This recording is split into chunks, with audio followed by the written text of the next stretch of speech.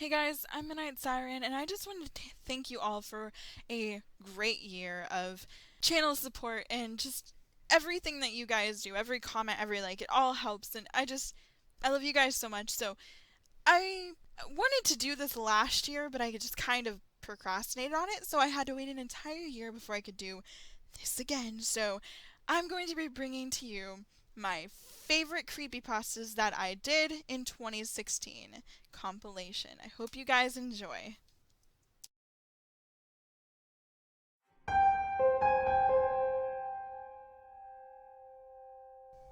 Bree, don't delete this. I know you hate me, but we were best friends once. I need you to read this. I think I'm in serious trouble and there's nothing you can do, but I need you to read this so you understand. I know we haven't talked since the sectionals. It's been forever, but what happened to you wasn't my fault. At least it wasn't entirely my fault. I know everyone thinks it was, but I would never do anything to hurt you. This is going to sound crazy, but I need you to tell you this so that someone knows. It started when we were in the 8th grade. It was the night before the Crystal Classic competition. I was at home and I couldn't sleep because I was so nervous about competing. Well, I got on the computer just sort of surfing the web and stuff, but I couldn't concentrate on anything. I was just sitting there, so I googled myself. I never should have done that, Bree. At first it was all the usual stuff you find when you Google yourself. Then I found a link to a Wikipedia page about me. I thought our club made it, or my dad or something. There wasn't much there, just some basic facts about skating, what city I lived in, but the thing that got me was that it said I won that year's Crystal Classic. I laughed. I thought for sure someone just did it to encourage me.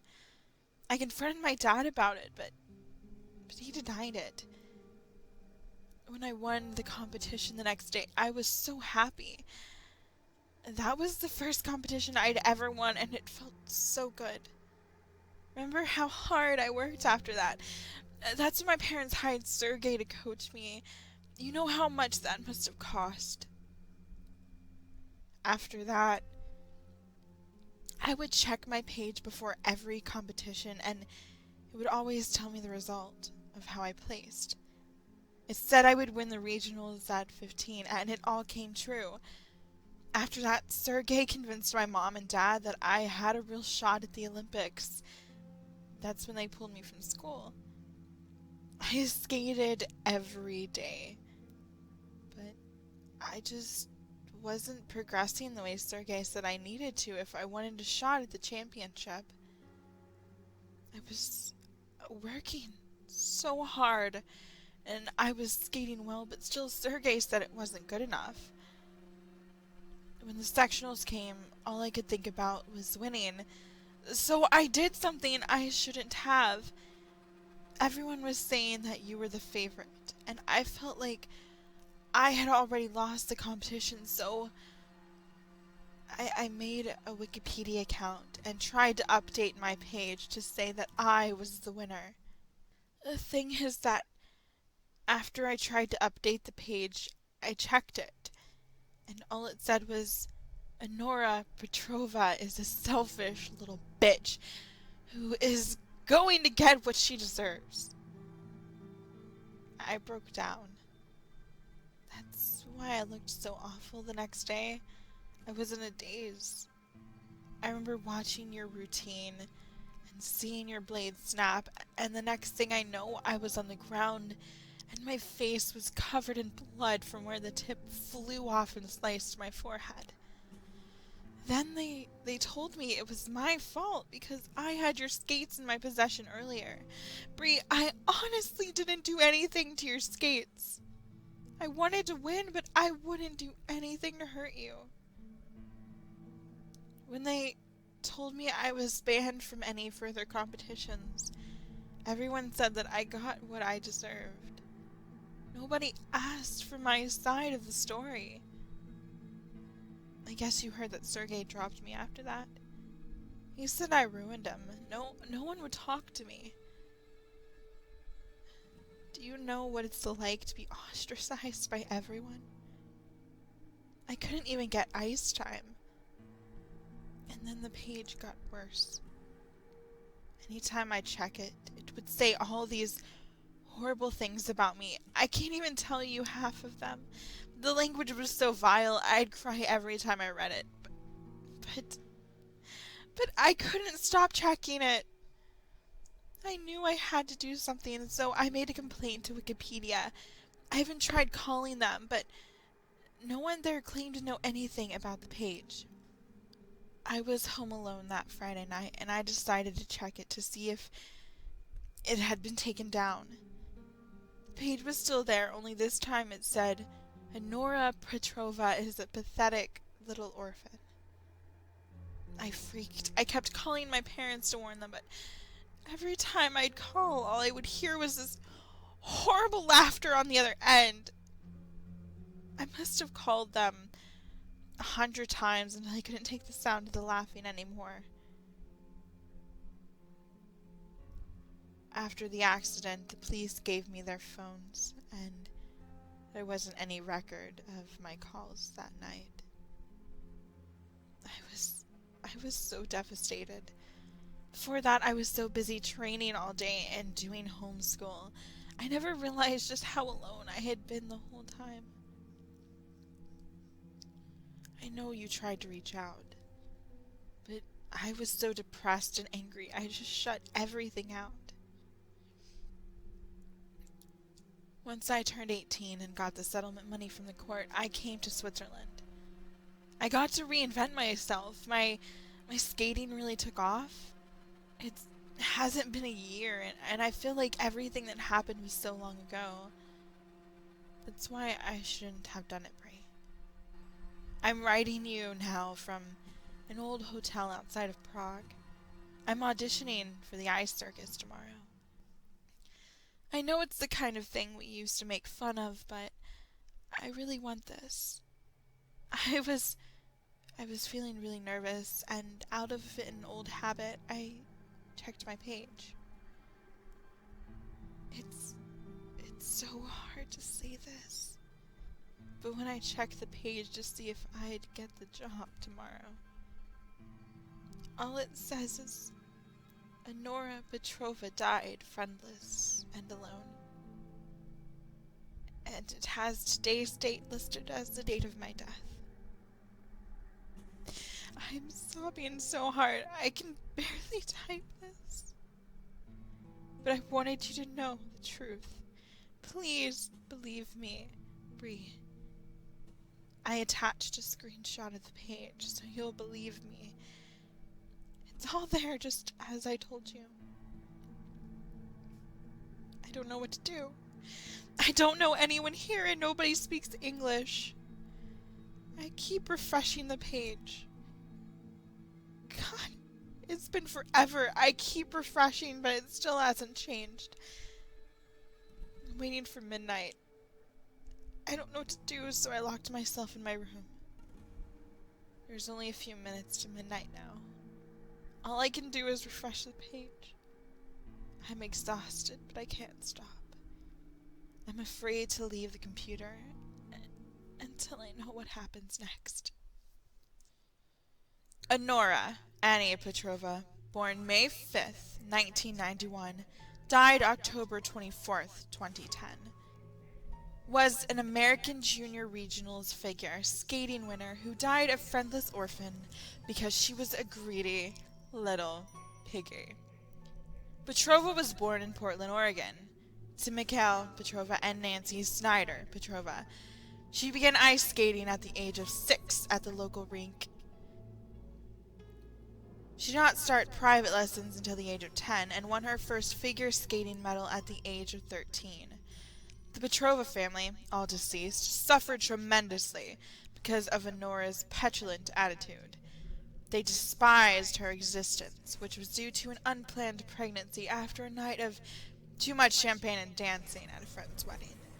Honora was disliked by everyone who knew her, including her renowned coach, Sergei Polikiev. You should learn a lesson from Honora. Honora delved too deep and got what she deserved. But enough about that little piggy. Let's talk about you. All alone, listening to this drivel. Tell me, what would you like to be when you grow up? Honora had great aspirations, and I believed in her. At least I did for a while. Such a little piggy. But then you're not like her, are you? Oh no, I see something great in you. Something unrealized. We could go great places together, you and I. Yes, the more I think about it, the more I realize that this isn't just a case of happenstance. Great things can happen when you stumble upon a page like this. Think about it. You with your talents and me. Well, let's just say that I have an ace or two up my sleeve that I wouldn't mind playing on your behalf. So tell me, what do you desire most? Oh, you're thinking about it, and the answer is yes. Together we could accomplish great things. I could help you so much. I could take you places that you've never even dreamed of. But first, you're going to have to do something for me.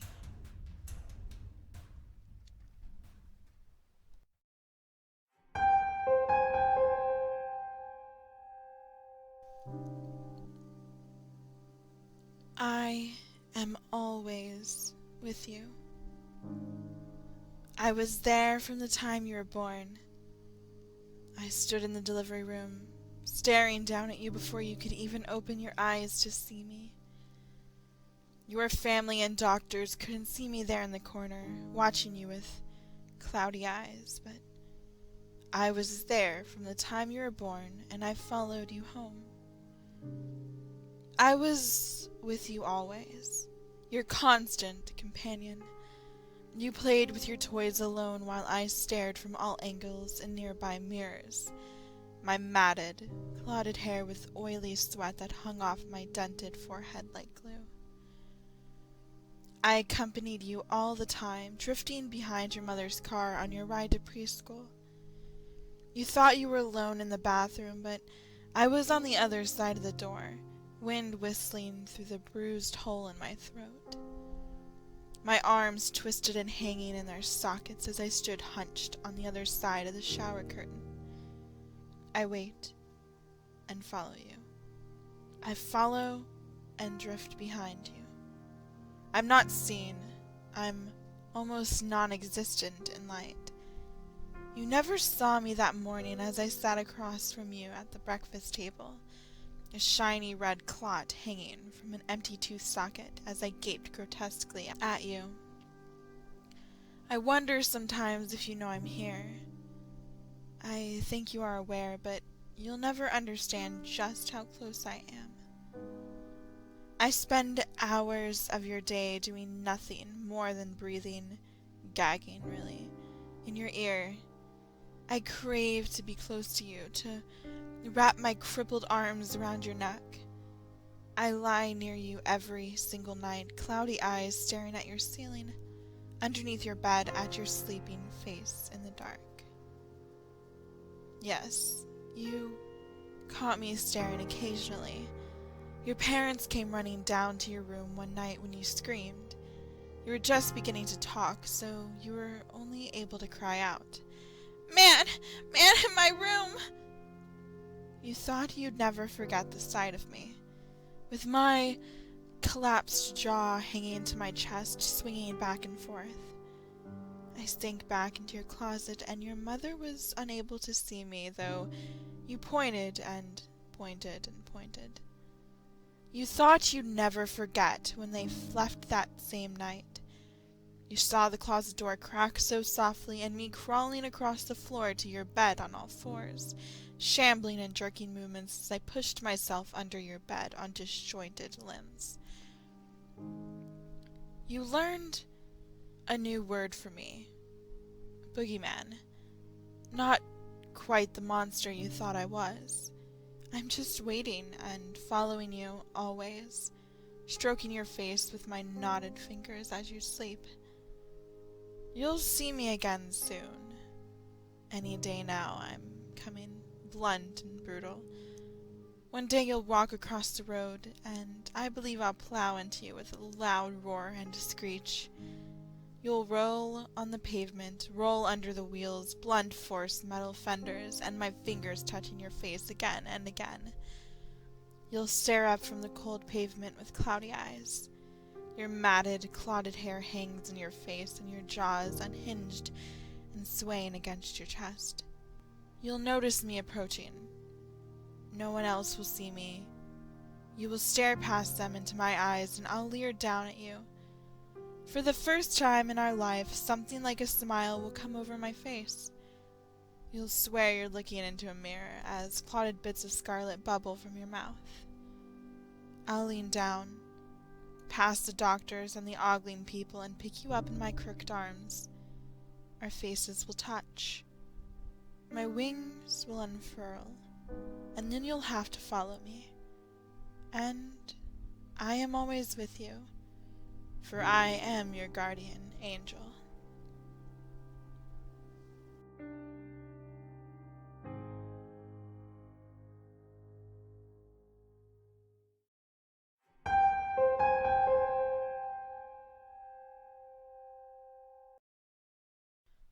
This is not another scary story. There was no fright or jump scare. No monster hiding within the confines of your room. There is no reason to hide from the shadows, to hide from the darkness. There's nothing lurking there. Why avoid the facts? There is nothing here to haunt you. You are safe. Safe behind that screen you seem to worship so dearly. I can't promise you that you won't hear a bump in the night. It is probably just an animal. Or, like most things, your imagination. But of course that would be impossible. This is not a scary story. Nothing exists here but the sound of our voices and the video you currently watch. However, even now, your imagination thrives on the very things that we tell you do not exist. Even still you squirm and tremble at the thought of demons and beasts tearing you apart limb by limb. However, that is only your imagination. Is it not? Because those things you fear cannot exist. Not in this house. Not anymore. Nevermore shall the beings that once roamed these halls bother you. Oh, no. Maybe they ran off, leaving you to this peaceful silence. That would be if you hadn't killed them. Every last one, even the small one. Man, that was messy. Why would you do such a terrible thing? Why were you so afraid of those hairless beings? Was it because they feared you? Was it because they screamed at the sight of your mangled form? Or was it because of the way they looked in the darkness? The way their smiling faces curled? The way their eyes were filled with joy and glee? Or was it that you simply wanted the beings gone? When in reality, you are the creature to be feared. Are we the monsters in your head? Did you become what you feared most? Of course not. For we are merely voices, and this is just a story. Just a simple story. Nothing scary about it. Your imagination is the only thing limiting you. Just don't look behind you.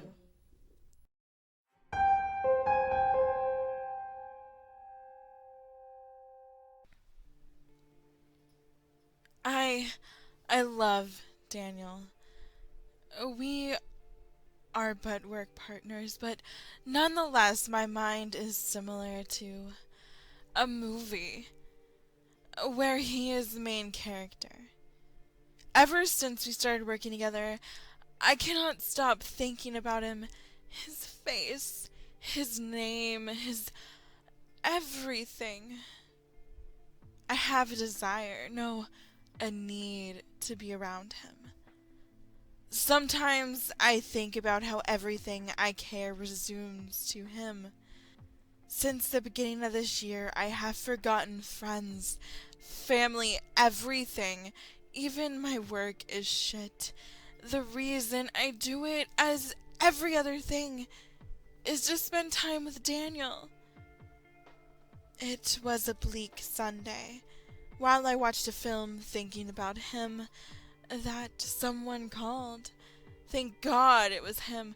And the moment he said we were arranging a work meeting on February 14th to discuss something I didn't care about, I cannot describe the sensation. Elation, ecstasy, euphoria. All these definitions are laughable when compared to feelings. My heart felt like blowing up all of New York. The whole universe seemed to pay attention at that moment. Every word he said about the perfect evening that was about to come flowed from the telephone like maternal milk for a starving baby. All of the other days were restless tasks. I missed work a lot, for the majority of my time was used trying to make myself perfect for him. I learned every bit of information he liked. I spent hundreds on cosmetics, clothing, and other beauty accessories. I memorized thousands of jokes that would make him laugh. I corrected myself, shaped myself, so that I would fit every criteria he could have to love me. Finally, Valentine's Day, our day, arrived. We were dining on a nearby restaurant, as it was an emergency meeting. The company had some serious economic issues. I didn't really care as long as Daniel showed up. If someone saw me at that moment, with ridiculously expensive clothing and jewelry, perfectly applied makeup, he wouldn't recognize the uninteresting woman that I was. I don't care what they think, as long as Daniel notices. My heart was pumping hard. Butterflies fluttered in my stomach and sweat trickled down my forehead, anxiety burning my soul from inside. Everything stopped when Daniel, in his casual, work-worn suit, came in, ever so handsome, so perfect, with a woman. I was to stand up and ask who she was. Daniel told me it was his Caroline, his girlfriend. How can I describe the moment where everything falls apart? Your whole mind and soul wither away in an instant, leaving a hollow, silent void within. The others rose up, with stupid smiles on their faces to greet Caroline.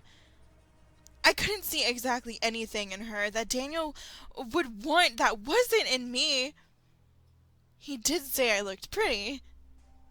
That might have set me aflame in the past, but now I knew. There was someone more perfect, better, that Daniel preferred over me. I still loved him as I ever did, and so my being became divided in my ardent passion, my worship of his perfection, to ice, cold jealousy, envy, and hate of this woman. I doubt anyone ever felt hate like I did. It consumed me. It was bigger than my love for him. Because this Caroline was an obstacle, a barrier that isolated him from me. And so I decided that the only way to have him for me was to be Caroline. I am discardable, unimportant. My identity is worthless to him. A gray streak in a gray canvas. Caroline outshines the rest. Caroline matters. Caroline can conquer his heart, make him love her. Caroline is perfect to him. And so, during this meeting, I approach her with a mask of sympathy and slowly befriend her. In a single encounter, I happen to know details of her life, where she lives, where she works, her family, friends. This manipulation, this influence stems from my determination to be her. I cannot let any detail of who she is escape. My resolve is iron, and so I steadily get her phone number. Over the next week, I invited her to go to the movies. I know she likes this one because she commented ever so much during our first encounter. On following days, I carefully prepared my life to mimic hers, quitting my job, getting a new degree, turning my whole life into something else. I would be reborn anew.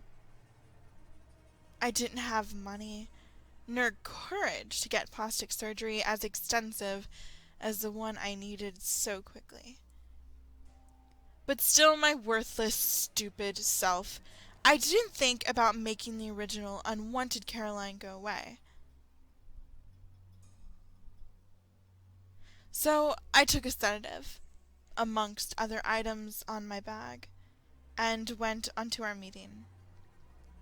During the movie, which I don't even know the name, I stared nonstop at her. Look at that auburn hair of hers, so different from my black locks. Look at those greenish-blue eyes, so sweeter than my average hazel ones. Look at that flushed, life-filled flesh in contrast to my pale skin. She was better in ways I could not dare attempt to describe. I stared at her so much my eyes watered, but that didn't matter. I needed to become Caroline. After the movie, I got us 2 cups of coffee, one with carefully mixed sedative. It took effect while I was driving her home. Her eyes fluttered, and she barely said anything when she fell over in this deep, death-like slumber. I stopped at my house and quickly carried Caroline to my small apartment, which was already being decorated in accordance to hers. No, my new taste. My mind was twisted. I hated her, this still living obstacle to my perfect love. This seductress, this succubus. She deserves so much for her actions, to corrupt and wound a love so pure, so sweet as Daniel's and I. I loved him so much, and she was perhaps the most evil thing in existence. She hurt me, and Daniel, and who knows anyone else so much. Someone needed to teach her a lesson, to hurt her, just as she had hurt so many. Beneath that perfect face of hers, I was so sure that a monster laughed at us all. She had charmed and fooled Daniel. I needed to protect him, and the rest from her. Someone needed to make justice. So I cut her a little bit. I got a knife and began to maim her. I flawed and maculated her skin. I laughed like a child. I seemed to funny the way this witch's blood flowed from her. It was amazing how it felt, not elation nor ecstasy. All of those definitions are laughable compared to this sensation. I loved it. Maybe just as much as I loved Daniel. I then got an idea. I took the knife and slowly, so precisely, began to take out her face, her mask of manipulation. When I removed it, I laughed in triumph. She was ugly, underneath all bloody, with veins and bones. Joy and pride filled me. I had unmasked this horrible monster, and I showed the world, the wretch, how ugly she was. Her demonic eyes were dislodged, and she couldn't stare at me anymore, mocking my imperfection, for she was absolutely imperfect. She always was. She just pretended to be perfect.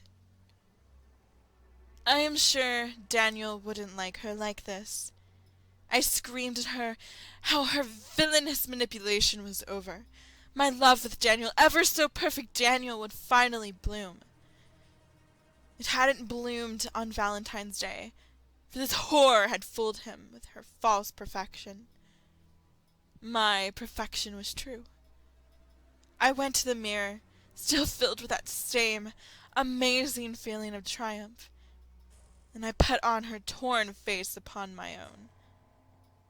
Caroline was a monster that used this perfect face to hurt Daniel, but I would use it to please him, to fit in his definition of loved ones. I smiled underneath her mask of a face. It was perfect, absolutely perfect. I am finally the perfect one for Daniel.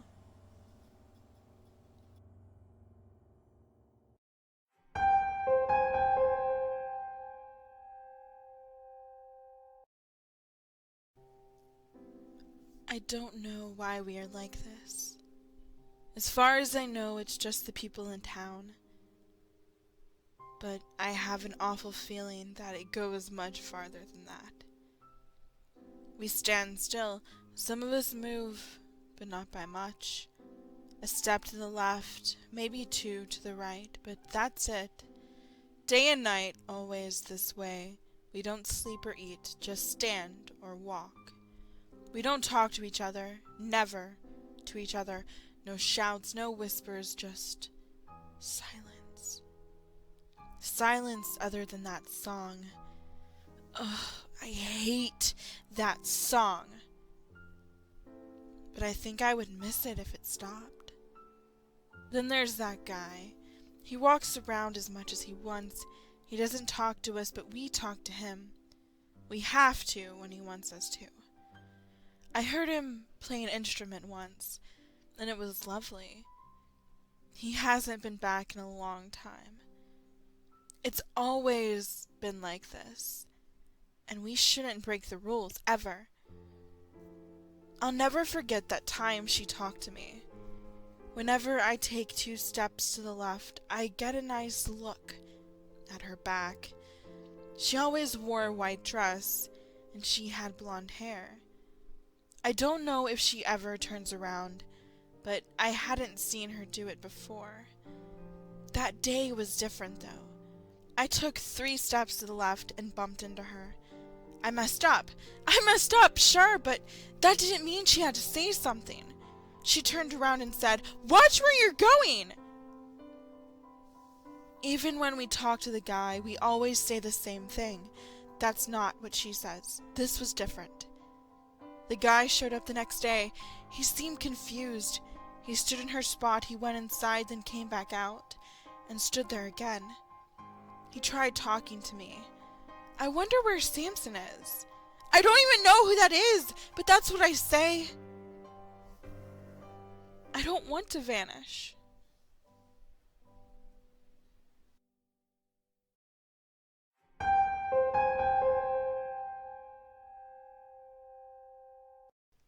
It would seem that all cities, even small towns, have their own ghost stories and urban legends.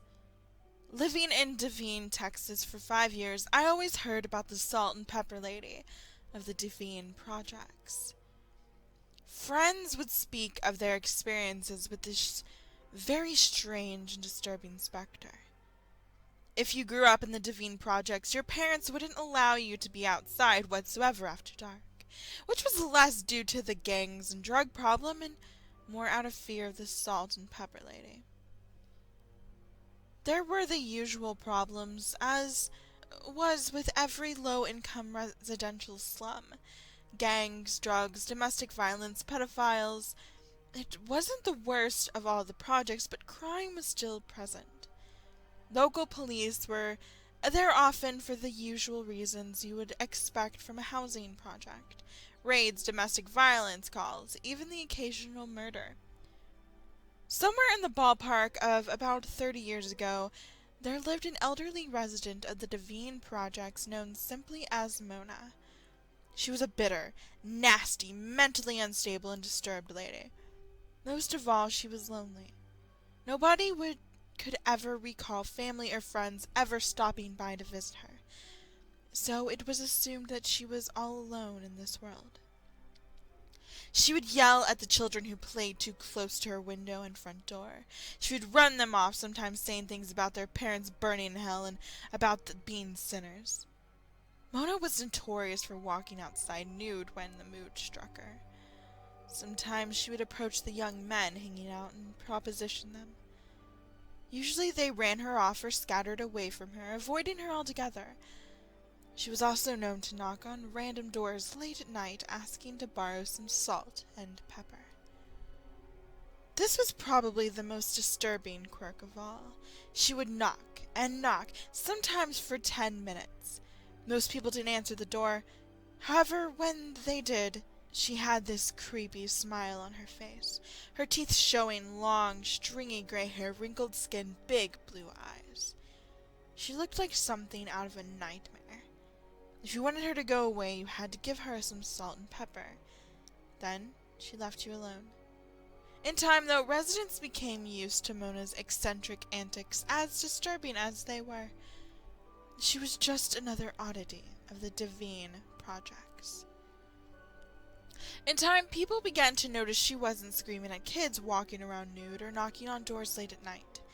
When rent was due, Mona had not paid on time as she normally did.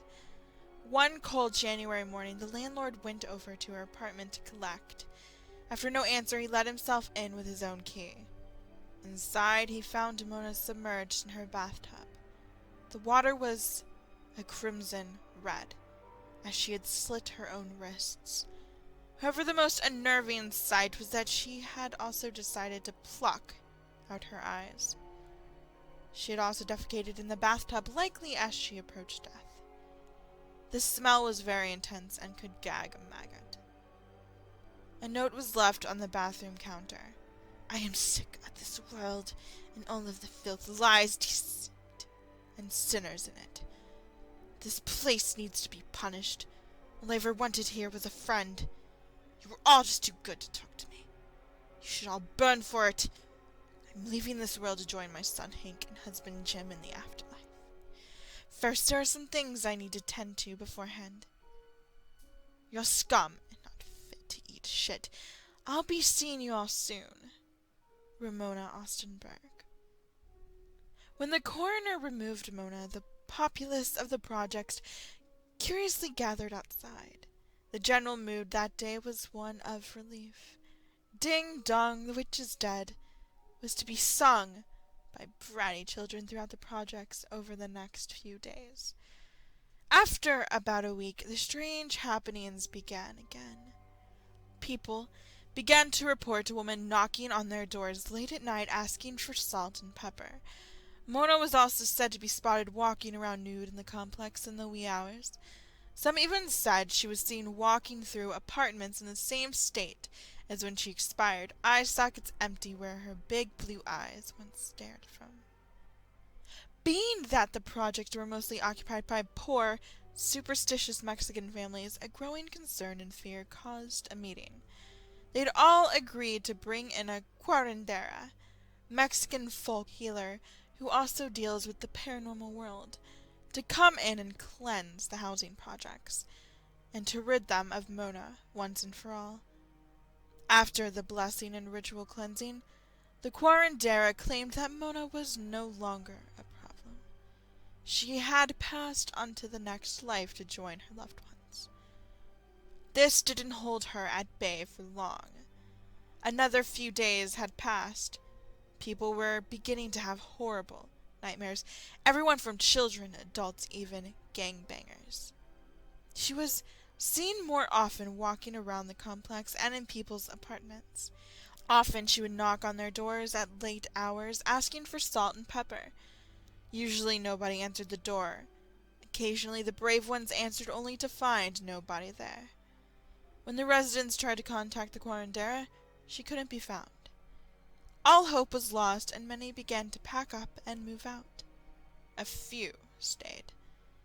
As new tenants moved in, the frequency of Mona's sightings began to dissipate. However, she can still be spotted, walking disfigured and grotesque about the projects after midnight. She still knocks on doors once in a while, asking for salt and pepper, and she can still be seen, albeit rarely, inside apartments and walking around with empty eye sockets.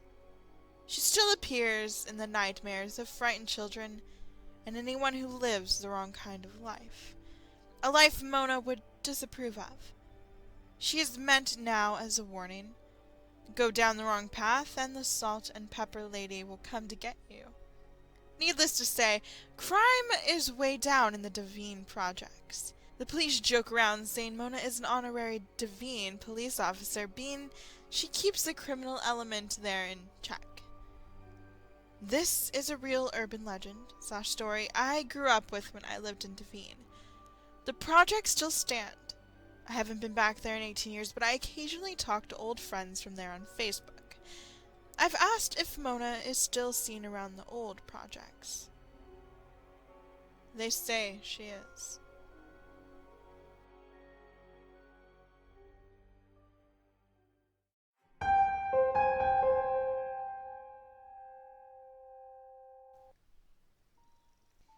Dear Diary, you have given me so much joy throughout the years of being in my possession.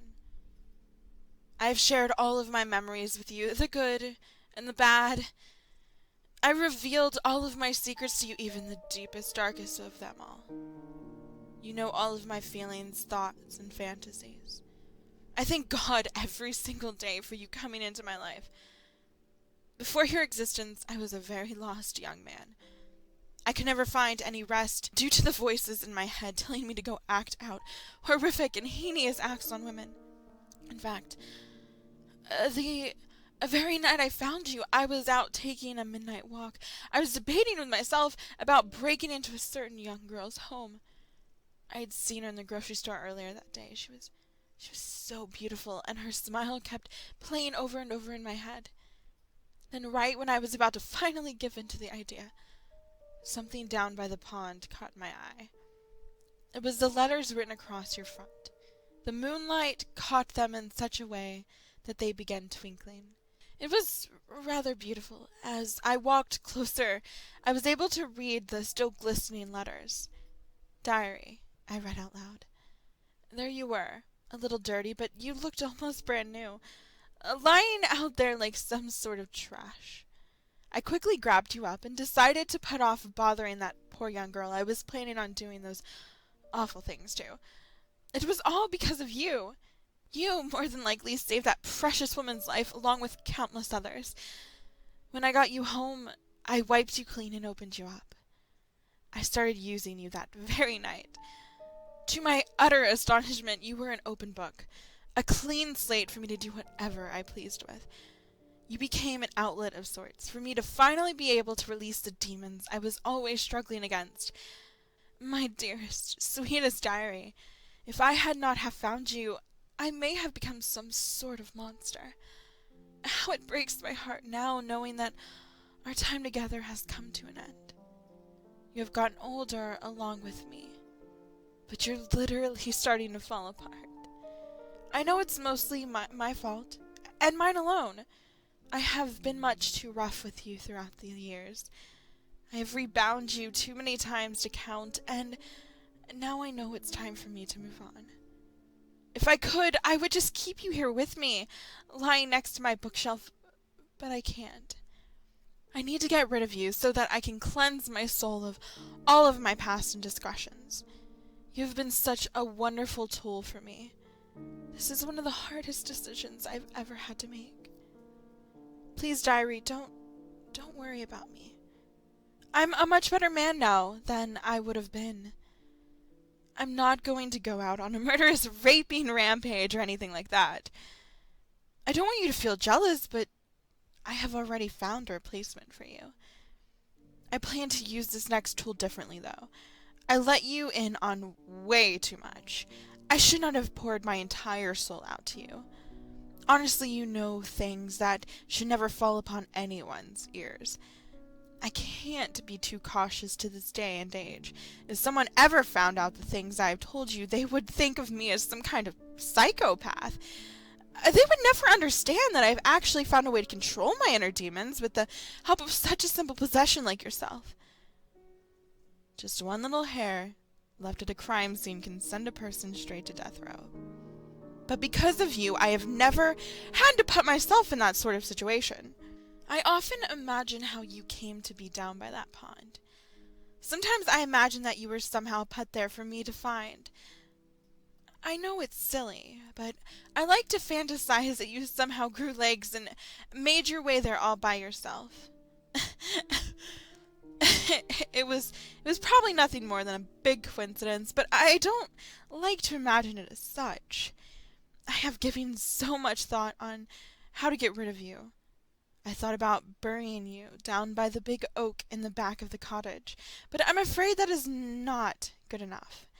In my wildest dreams, I've always imagined putting you right back where I found you, for someone else to find and use, but I'm sure nobody would want you anymore. I've filled you to the brim, and now you truly are nothing more than a used-up piece of trash. Still, I can't just throw you away. I'm going to have to burn you. My fireplace will do the trick. As I watch you burn, all of the awful pages of my memories, thoughts, and feelings will burn with you. It will feel so nice to let go of such a great burden and start anew. Now that you're starting to tatter and fray at the ends, I'm sure that even you will feel relieved for me to finally let go. You will finally be free of me, my beloved diary. Although I must say, it was very hard for me to come to grips with this. I'm actually not going to burn all of you. I have decided to keep a trophy of sorts. After I'm done reading this last letter to you, I'm going to unbind you from your chains for the very last time. After removing that heavy collar and handcuffs around your wrist, I will place your name tag in a glass frame. Diary is the most unique and beautiful name I've ever heard. When I first read it the night I found you, I was so confused. I never heard Diary as a name before.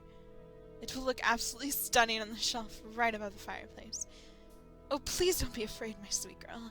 It is time for you to go. The fire will kill you pretty quickly.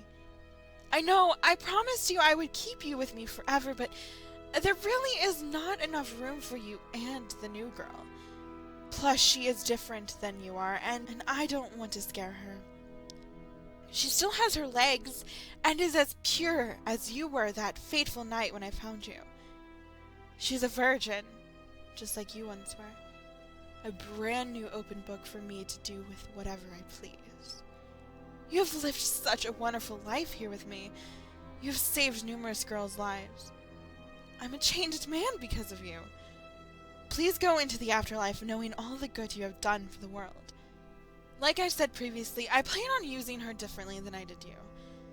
I will go much easier on her. If I could go back in time and change things, I would. I would have never removed your eyes if I truly did not have that silly notion that I would someday put you back by the pond and let you free. Please believe me when I say I never planned on killing you. I was so naive back then. Your eyes were such a pretty shade of blue. I actually kept them in a jar in the cabinet, but I'm going to burn them too. Sadly, they have lost most of their vivid color by now. Still yet, that was not my worst mistake. I wish with all my heart that I would have asked you one simple question before I cut your tongue out and severed your vocal cords. I simply would have asked, how did you end up at that pond? Whomever it was that put you there managed to cut your legs off with such exquisite precision. If he was not some kind of unearthly being, then he must have been some sort of doctor. Every day I wish that I could go and thank the kind soul that left you there for me. Although I must say, if he did that for his own personal gratification, I might feel very different. No man in their right mind would have went through all that hard work of capturing you, and then what? Using you for such a petty and boring reason? Why waste such a perfect virgin on something as silly as cutting off their legs? If that were the case, he must have been some kind of monster or psychopath. I shall never understand his motives. But I guess a normal person can't be expected to understand the minds of such beasts. Things like that are better left to the psychologists and psychiatrists to ponder. I will now break my rant and leave you with these few short words.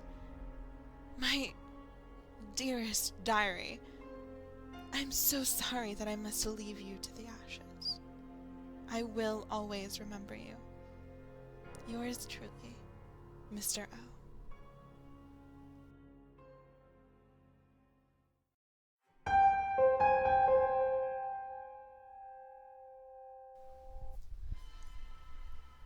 I'm going to start out by saying this is probably something I should apologize for. I should, but I'm not going to. My reasons for this are justified, and you'll probably agree with me, too, once you've listened to what I have to say. Now don't roll your eyes and assume this is another story where I'm passing along the monster from my own head into yours. It's really very simple. I am getting very tired. I've been awake the last few days, and I need to go to sleep. And in order to get to sleep, I have to explain something to you. Not some vague, undefined you, but you, the person listening to this story. The very literal and very real you. I need your help. And you're going to help me by continuing to listen to this. I've been giving some thought to the monster stories, and stumbled across something that I find interesting. What are arguably the most common themes in monster stories? Darkness and light. The monsters find you in the darkness. They lurk in the darkness. They live and breed in the darkness. The darkness is their element. It allows them to hunt us down. Sure, most of these stories are just jokes and scary stories written for the sake of reading in the dark, but a few of them are real. You never hear how real because when things go bad, there's no one to tell us about it.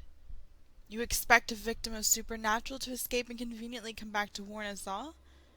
You think the police are going to report supernatural causes when they find a body torn apart, when there are plenty of bears in the woods? The only way to know which stories are real are to get caught up in their retellings. It happens. This, I promise you. Then there's the light. The escape route, the safe place, the weapon to fight back the evil. The antithesis of the darkness. The light is the one place where the monsters can't get us. Some may use light as a way to surprise or shock us. But no one gets killed by the Wendigo on a sunny afternoon. The light is safe, and there are infinite examples to support this. Do me a favor and uncurl your legs. Sit comfortably. Lean in a little bit. You're still shaken from your last story. Maybe you're cold. You're not afraid. You just really like making yourself as small as possible as you read. Well, don't do that. Trust me, you're safer if you're closer to the light of the screen. It's not just keeping the darkness at bay, but you'll see what I mean soon. And keep listening. So there's light and dark, you're wondering? What's the big deal? Humans are afraid of the dark for a reason. With the absence of light, we're easy prey. We'll never see a threat coming. We sleep at night hoping that in the morning any danger will have passed us by. Not knowing means having no reason to be afraid. We're still vulnerable when we sleep, but awareness of a threat really makes the threat worse, in my experience. Now, think about this.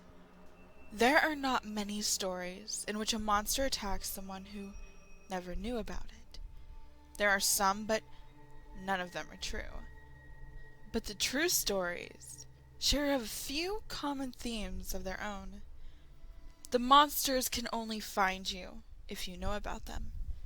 And the more you know about them, the more danger you'll be in. When has there ever been an ancient scroll that struck you dead after reading the first line? You have to read the whole thing before you're in any danger. You're only stalked by a ghost after listening to their whispers and figuring out what they're saying. If you ignore them, they can only annoy you. The old doll only steals your soul after you've learned about its gruesome origins. There are a million examples. The point is that knowing about the monster allows it to find you. It makes you a target. Now, I got to thinking about this. Monsters are all denizens of the darkness, but what would it take for a monster to exist in light? It's not the dark that kills you, it's the fact that you can't see them coming. And it is very possible to be blinded by light. Who's to say there can't be a monster that strikes you down the moment your eyes are blinded with sunspots, after you, say, happen to stare at the bright flashing reflection of a fast-moving car? Or see the reflection of the sun in a distant window? Or stare at a light bulb? Monsters rarely attack from the side, and even from the back. They like it when you know they're there. They come from the front, so you can see their twisted form before you die. And for that, you have to be unable to see them. There's another common element.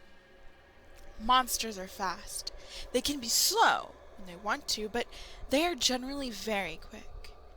It could be coincidence that so many are bony, thin, and limber, or it could be an advantageous design. Fast monsters hunt, and fat, if any, monsters have to trap.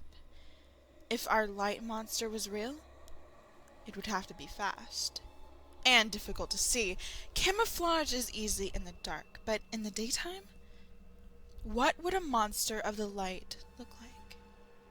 I felt that natural color would be the most likely. Invisibility doesn't seem plausible even by monster standards, and a chameleon effect wouldn't work at high speeds.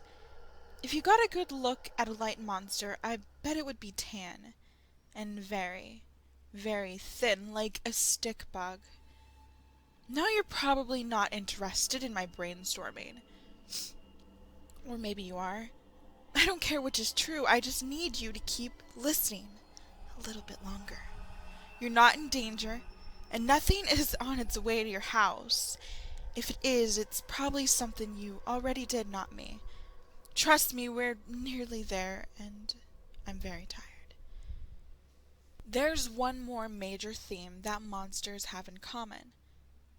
Think again to how they pick their prey. You have to know about them before they can be a threat to you. They aren't like normal predators, and they can't just sneak up on anyone. For this, we are lucky. Even more so, we are lucky because we love to spread these stories around. It's not just fun. You are compelled to sit here and read these, listen to these.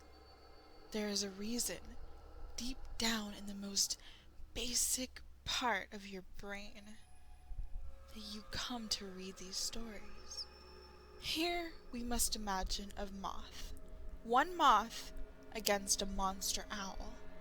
When the owl needs to pick its food, it has only one moth to choose from. If the moth doesn't want to die, it has to find other moths to distract the owl. So the moth informs another moth of the monster owl, and in this way their chances of death went down from 100% to 50%. The first moth is no longer the only target. And the second moth won't be the only target if he discovers how the first moth died. If the word spreads enough, then all the moths will only have a very small chance of being singled out of the crowd to become a meal. Safety in numbers. That's why you come here and listen to these stories. Because by adding yourself to the lottery, you make it just a little safer for everyone else. You've always been big on working together as a species, which is why I'm glad you're still listening. You may be getting an idea of where I'm going with this. By now you're actually helping me a lot, but I need to explain just a little bit more before I can rest. I have been awake for the past few days because I don't think it's safe for me to fall asleep at any time of the day. At night, I've felt uneasy. Total darkness holds something lying in wait for me, and every one of my instincts tells me that it isn't safe. I sit before the light of my computer screen and I think I run these little intellectual exercises to stay awake, and in the process I stumble across an idea with more truth than I knew. And for the past few days, I've been noticing some strange things, fast blurs of motion in the side of my vision, too fast to follow. I don't think I'm meant to see them, and I think I know why I see them anyways. Any predator that becomes too efficient faces extinction. If the owl eats all the moths, it will starve. Hell, the only reason Ebola hasn't become a global threat is because it kills its victims too quickly for them to spread the virus very far. So our efficient predator no longer has a pool of prey to choose from. Any time new prey is discovered, it is killed before it can spread the word to others. The predator is weak, and it's getting desperate. It can't keep up like it used to, but it is still very hungry. So I think now you can guess why I should apologize here. But I don't think I'm doing anything that I'm not meant to do. You can't develop many defenses against a truly efficient predator, even though we've tried. We're fast, we're strong, and we're smart. The only thing the moth can do is increase the size of his flock as much as possible and hope probability does not show him favor. And right now, I am part of a very small flock. But I think by now you know enough. My chances should be going down now. Or going up, depending on how you look at it. I am going to take my chances and get some sleep. It's getting bright outside, but if I rest up now, I can make it through another night safely. You shouldn't need to worry anyways, but if you see things in the corner of your eyes, then I'd suggest you try not to look at anything too bright. You don't want to be blinded by sunspots before you can spread the word and make the group a little bigger. See you in the evening, I hope. Oh, and just in case you get the chance, let me know what color it is.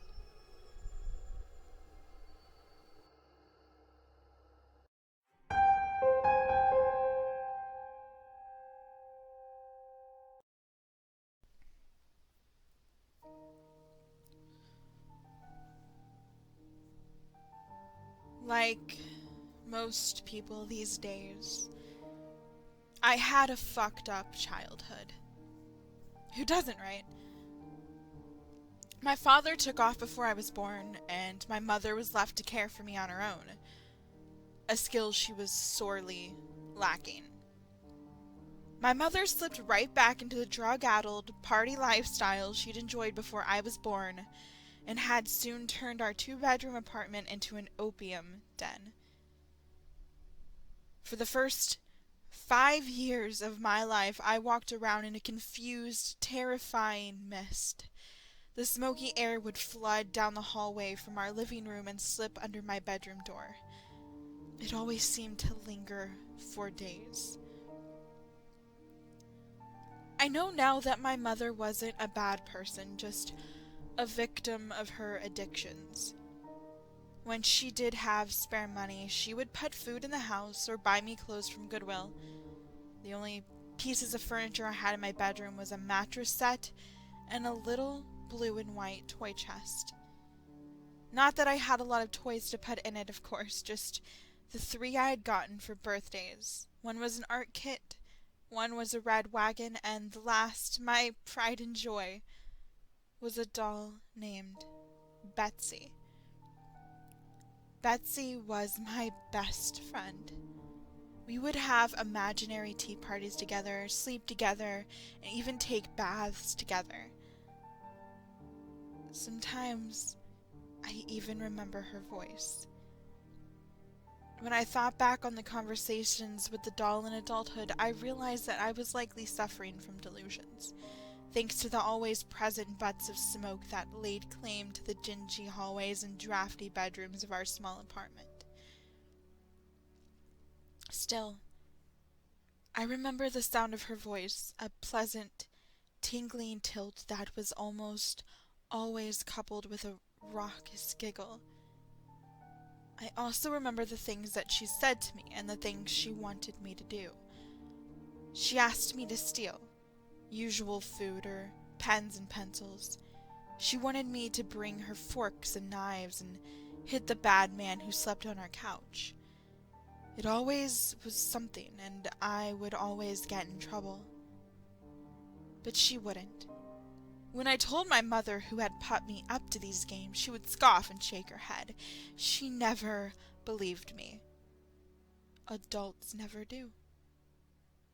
Around my 6th birthday, I asked my mother for a birthday party. I wanted to invite the mean girls from school and serve them cake and ice cream and make them like me. I remember standing in the kitchen that day with such hopes, having just asked the most important question of my entire life. The glass bottle of Coca-Cola I held was shaking in my nervous hands. I waited with bated breath as my mother continued putting groceries away, almost as if she hadn't heard me. But I knew she had. Finally, just as I had failed a second time to muster the courage to repeat my question, she turned around and gave me a flippant shake of her head. A birthday party? Laura, that's ridiculous. I can't afford to feed 15 children that aren't even mine. Hell, I can barely afford to feed you. You eat like an elephant, especially for a girl at your size. Or I'm sorry, Betsy does. There's barely anything left for me to eat around here, much less a classroom of other people's brats. My face fell as she shook her head, mumbled something else under her breath, and stumbled off into the living room. I heard the music go up, and then as more people walked in the door, some left, some stayed. I never knew them either way. It simply wasn't fair. My mother threw parties all the time. What about me? I was a kid! All my friends had birthday parties, and now the mean girls at school would know I was too poor to have one, and they would tease me even more. I felt tears start to well in the corners of my eyes, and I choked back a little sob while I ran to my room and slammed the door behind me. Betsy was lying on the bed and smiling. She was always smiling. Usually it made me feel better, but today it just made me angry. She just kept staring at me, smiling. She was going to tell me to do something bad again. This was why Mother wouldn't throw me a birthday party. It was because of all the trouble I got into because of her. This was her fault. Betsy didn't have to go to school, and Betsy never got in trouble like I did. And in my young mind, I truly believed it was the doll, not my mother, who was to blame for everything. I snapped then. I screamed in indignant rage, and I threw the bottle as hard as I could at the bed. I hit Betsy on her forehead, and she fell on the floor. Good. I picked up the bottle, and I hit her again and again. I thought I heard her laugh, and I hit her harder. Then I laughed. When my rage was spent, I dragged Betsy to my toy chest, and I threw her in. I slammed it shut and kicked the chest against the wall. I never wanted to see Betsy again. Ever. I never owned another doll after Betsy. About a week later, the police came and 2 nice ladies took me to live in a new home in a new state, with food and toys and no drugs. The trunk went into storage and the wagon disappeared. I never saw my mother again. As I got older, my foster parents admitted she was in jail, doing 25 years. That was fine with me. I felt nothing for her anyway. I still had nightmares because of my life with that woman. But then, slowly I began to heal. I focused on doing well in school, and I ignored my mother's letters from prison. She reached out to me several times in my 20s as well, but I always declined her calls. That is, until this morning. I'm 30 now, with my own children and a loving, honest husband.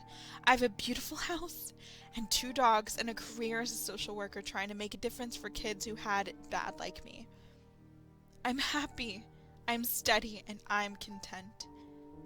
So when I got a voicemail from my mother informing me she had been paroled and that she wished to speak, I decided to let her say her piece.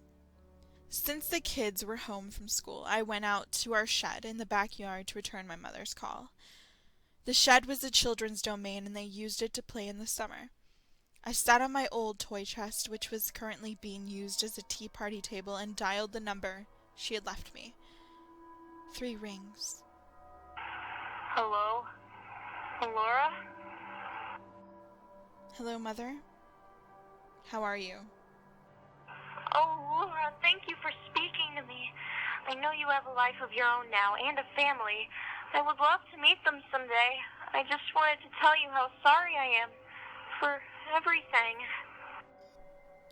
Mother, you are not meeting my kids. Ever. And since you called me, I'm going to say what I have needed to say for years. The opium, the heroin, they destroyed you. And the worst of it is that you almost took me down with you.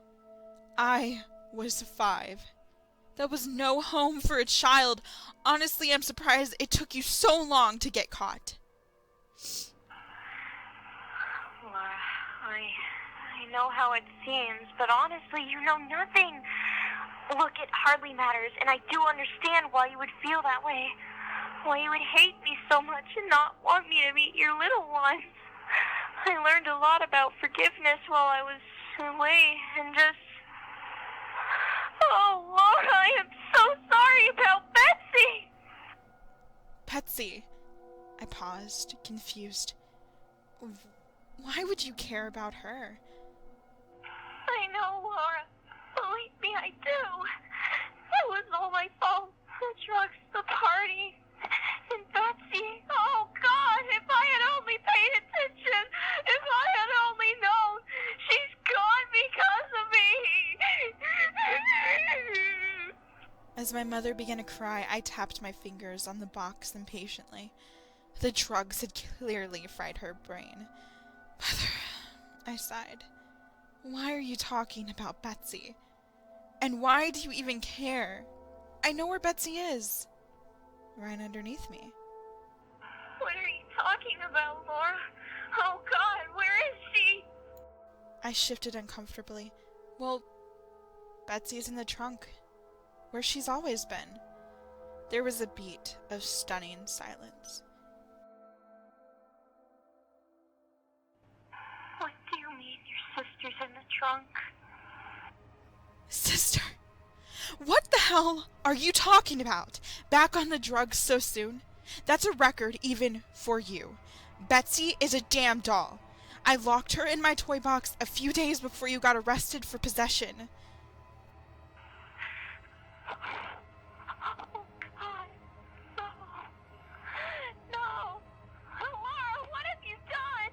I wasn't arrested because of the drugs, Laura. I was arrested because of Betsy's disappearance. You always called her your little doll, but we thought you knew. Oh, God. We thought you knew. Laura. No. What have you done to my baby? My mind had gone blank, and with no emotion I set the phone down next to me and stood up. I could hear the muffled sound of my mother's anguished cries and feel the dark clutch of possibility in my own chest. Memories were stirring in the back of my mind, threatening to flood forward into my consciousness. They pushed against a door in my mind that had been locked so tightly for so long that I had forgotten it was even there. Was it even possible? Could the trauma and the opium have really led me to believe that a small child was actually a doll, begging for food and utensils to eat with, asking me to protect her from the bad man? No, no, no, no! I slowly turned around and brought my eyes down to the makeshift tea party table.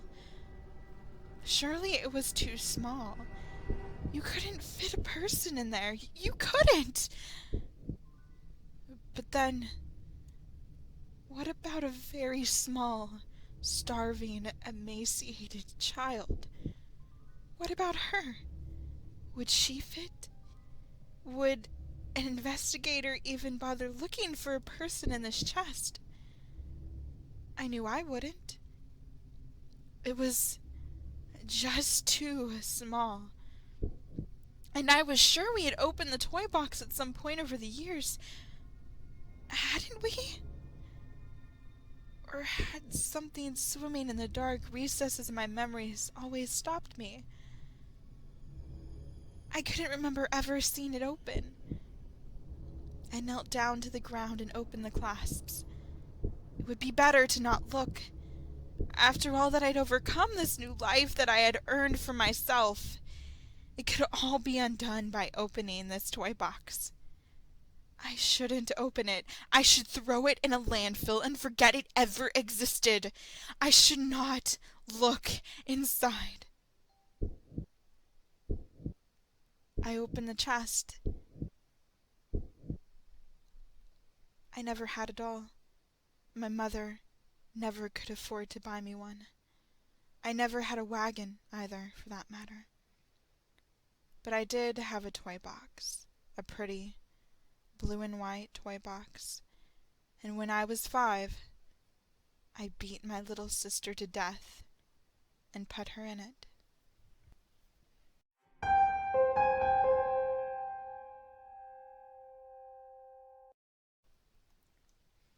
We all do it.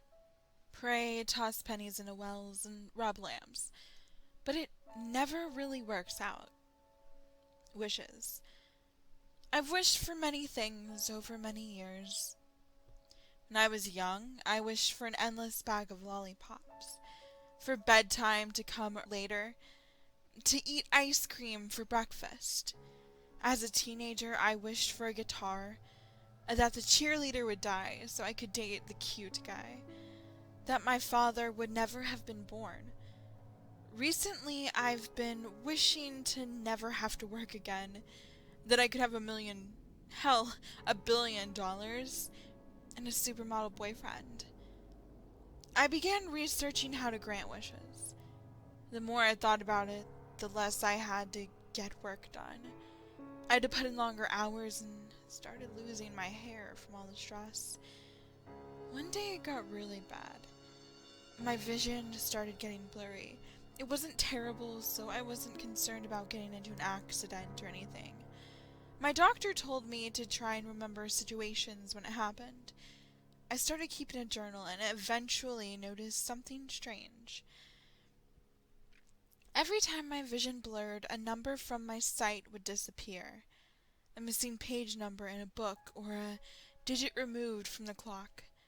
I wrote down my guesses for the numbers, and after a week I discovered the pattern. The missing numbers repeated the same 10-digit code. A phone number. I called without hesitation to find the number wasn't listed. I was disappointed, but I figured the doctor could read into it. I remember sitting in his office when this gorgeous man sat next to me. There were plenty of other seats, but during my confusion I got a text from an unknown number. Wish 742 granted. By the time I put my phone away, the guy asked me about my book. Turned out we were both fans of Dresden Files. We talked for a while, and I even got his number. I forgot about my side problems and told the doctor I was feeling better. The next day, I got a call from my bank. Apparently, I'd won a promotion that would make me a shitload of money. I was thrilled beyond belief. I could barely hang up in all the excitement and didn't even notice the text I'd received until later that night. Wish 741 granted. Over time, I realized something was going through my wishes and granting them. I don't know how or why, but I don't really care. I'm filthy rich and recently moved in with the guy from the doctor's office. The sex is incredible. I've got everything I want and more. Today I got another text. Wish 638 granted. I ignored my bank account and decided to try out some superpowers I've always wanted. I'm still hoping for telekinesis, but I might try to fly today.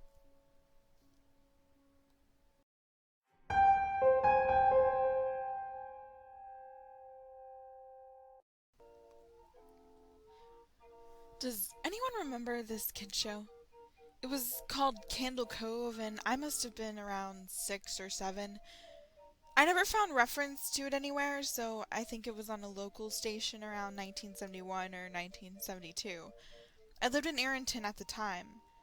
I don't remember which station, but I do remember it was on a weird time, like 4 o'clock p.m. It seems really familiar to me. I grew up outside of Ashland and was 9 years old in 72. Candle Cove, was it about pirates? I remember a pirate marionette at the mouth of a cave talking to a little girl. Yes! Okay, I'm not crazy! I remember Pirate Percy. I was always kind of scared of him. He looked like he was built from parts of other dolls, real low budget. His head was an old porcelain baby doll, looked like an antique that didn't belong on the body. I don't remember what station this was. I don't think it was WTSF, though. Sorry to resurrect this old thread, but I know exactly what you mean, Skysail. I think Candle Cove only ran for a couple months in 71, not 72. I was 12 and I watched it a few times with my brother. It was Channel 58, whatever station that was. My mom would let me switch to it after the news. Let me see what I can remember. It took place in Candle Cove, and it was about a little girl who imagined herself to be friends with pirates. The pirate ship was called the Laughing Stock, and Pirate Percy wasn't a very good pirate because he always got scared too easily. And there was Calliope music constantly playing.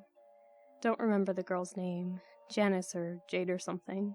Think it was Janice. Thank you, Jaren. Memories flooded back when you mentioned the Laughing Stock in Channel 58. I remember the bow of the ship was a wooden smiling face with the lower jaw submerged. It looked like it was swallowing the sea, and it had that awful Ed Wynn voice and laugh. I especially remember how jarring it was when they switched from the wooden plastic model to the foam puppet version of the head that talked. I remember now, too. Do you remember this part, Skyshale? You have to go inside. Ugh, Mike, I got a chill reading that. Yes, I remember. That's what the ship always told Percy when there was a spooky place he had to go in, like a cave or a dark room where the treasure was. And the camera would push in on Laughingstock's face with each pause. You have to go inside. With his 2 eyes askew, that flopping foam jaw, and the fishing line that opened and closed it. Ugh. It just looked so cheap and awful. You guys remember the villain? He had a face that was just a handlebar mustache above really tall, narrow teeth. I honestly thought the villain was Pirate Percy. I was about 5 when this show was on. Nightmare fuel. That wasn't the villain. The puppet with the mustache. That was the villain's sidekick, Horace Horrible. He had a monocle too, but it was on the top of his mustache. I used to think it, but he only had 1 eye. But yeah, the villain was another marionette. The Skin Taker. I can't believe they let us watch it back then. Jesus H. Christ, a Skin Taker. What kind of kids shows were we watching? seriously could not look at the screen when the skin taker showed up. He just descended out of nowhere on his strings, just a dirty skeleton wearing that brown top hat and cape. His glass eyes that were too big for his skull. Christ almighty. Wasn't his top hat and cloak all sewn up crazily? Was that supposed to be children's skin? Yeah, I think so. Remember his mouth didn't open and close? His jaw just slid back and forth. I remember the little girl said, "Why does your mouth move like that?" And the skin taker didn't look at the girl, but at the camera, and said, "To grind your skin." I'm so relieved that other people remember this terrible show. I used to have this awful memory, a bad dream I had, where the opening jingle ended, the show faded in from black, and all the characters were there, but the camera was just cutting to each of their faces. And they were just screaming. And the puppets and marionettes were flailing spastically and just all screaming. The girl was just moaning and crying like she had been through hours of this. I woke up many times from that nightmare. I used to wet the bed when I had it. I don't think that was a dream. I remember that. I remember that was an episode. No, not possible. There was no plot or anything. I mean, literally just standing in place, crying and screaming for the whole show. Maybe I'm manufacturing the memory because you said that, but I swear to God, I remember seeing what you described. They just screamed. Oh God, yes. The little girl, Janice. I remember seeing her shake. And the skin taker screaming through his gnashing teeth, his jaw careening so wildly I thought it would come off its wire hinges. I turned it off, and it was the last time I watched. I ran to tell my brother, and we didn't have the courage to turn it back on. I visited my mom today at the nursing home. I asked her about when I was little in the early 70s, when I was 8 or 9, and if she remembered a kid's show, Candle Cove. She said she was surprised I could remember that, and I asked why. And she said, "Because I used to think it was so strange that you said, 'I'm gonna go watch Candle Cove now, Mom,' and then you would tune the TV to static and just watch dead air for 30 minutes. You had a big imagination with your little pirate show."